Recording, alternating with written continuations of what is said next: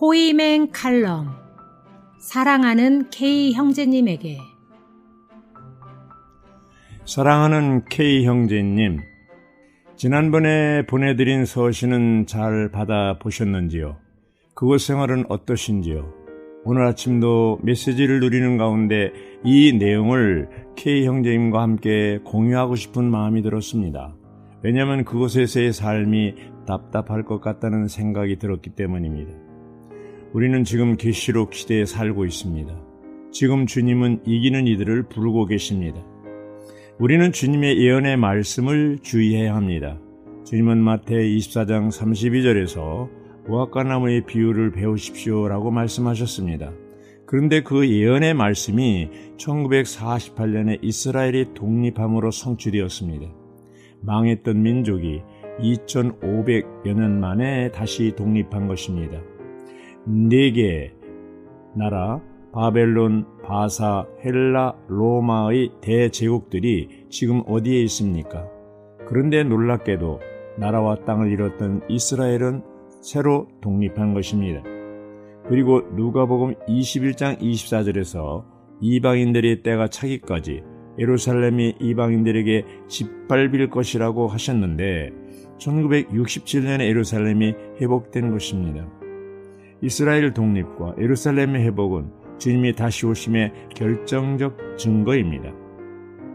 그리고 누가 21장 11절에서 예수님은 큰 지진들이 있을 것이고 여기저기에 기근과 악성 전염병이 있을 것이라고 예언하셨습니다.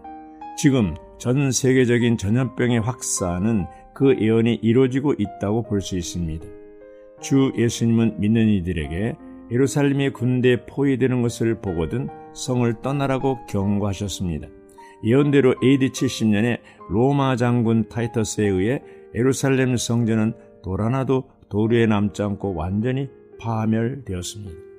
사랑하는 K 형제님, 예수님께서는 마태 24장 33절에서 그분이 언제 오시려는 것을 우리에게 알려주셨는데 이 모든 일, 기근, 전염병, 지진이 일어나는 것을 보거든 문 앞에 이른 줄 아십시오라고 하셨습니다.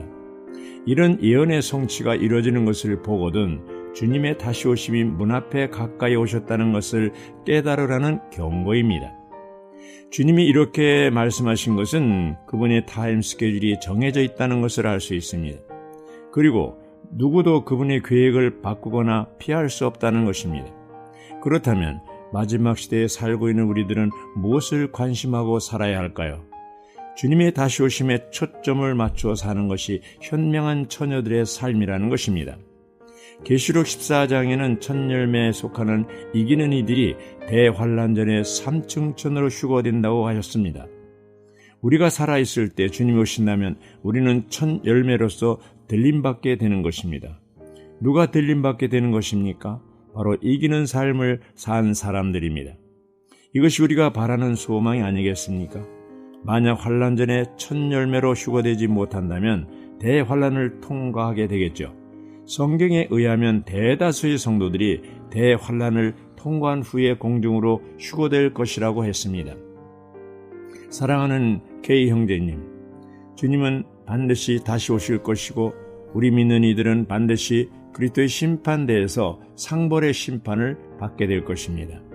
심판 후에 이기는 성도들은 어린 양의 결혼잔치를 누리게 될 것이고 이어서 그리스도와 함께 아마겟돈 전쟁에 참여하여 적그리스도와 싸울 것입니다. 그 싸움에서 그리스도는 적그리스도와 거짓 신앙자를 산채로 불못에 던져 넣으실 것입니다. 그러므로 우리가 관심해야 할 일들은 우리가 처한 환경이나 전염병이 아니고 이기는 삶을 살아서 첫 열매로 휴거되는 것입니다. 지금 세계 정세는 강대국이 지배하는 것 같지만 성경은 주님이 다시 오실 때 이 세상 왕국이 그리스도의 왕국으로 전환될 것이라고 예언하셨습니다. 결국 역사의 종말은 새 예루살렘으로 결론을 맺을 것입니다. 이것이 계시록에 예언된 하나님의 타임 스케줄입니다. 이 시간표는 이미 세워진 것이고 아무도 이것을 바꿀 수가 없습니다.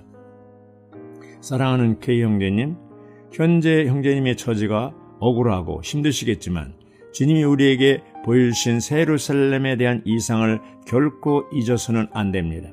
주님은 말세에 우리가 어떻게 이기는 자로서의 삶을 살아야 하는지 그것도 이미 알려주셨습니다. 우리는 주님과의 수직적인 교통을 항상 유지할 뿐만 아니라 지체들과 수평적인 교통도 유지해야 합니다. 그것을 위해서 우리는 장차 일어날 이 모든 일을 피할 수 있고 사람의 아들 앞에 설 수 있도록 기도하며 항상 깨어 있어야 합니다. 우리는 주님께서 언제 오실지 모르기 때문에 늘 깨어 있어야 합니다. 매일 어린 양의 피와 우리 입에 증언한 말로 마귀 참소를 이겨야 합니다. 우리는 영을 떠나서는 살 수 없습니다. 연합된 영 안에서 사는 것이 이기는 삶이라는 것을 알아야 합니다. 영 안에 머물기 위해서 우리는 매일 주님 앞에 회개하고 자복해야 합니다. 그러나 아담이 먹고 죽은 지식나무에 속하며 바울이 배설물로 여긴 세상 지식에 더 이상 시간을 뺏겨서는 안 됩니다. 우리가 주님을 사랑한다면 하나님의 양들을 돌봐야 합니다. 그들에게 때를 따라 양식을 나누어 줘야 합니다. 그들이 우리의 면류관이기 때문입니다. 또한 주님에 대한 첫째가는 사랑을 버리지 말아야 합니다. 첫째가는 사랑을 버릴 때 타락이 시작되기 때문입니다. 동시에 우리는 주님의 다시 오심을 사모하고 기다려야 합니다. 이 편지가 K 형제에게 위로가 되고 도움이 되었으면 좋겠습니다. 아멘. 2020년 3월 그리스도 안에서 무익한 종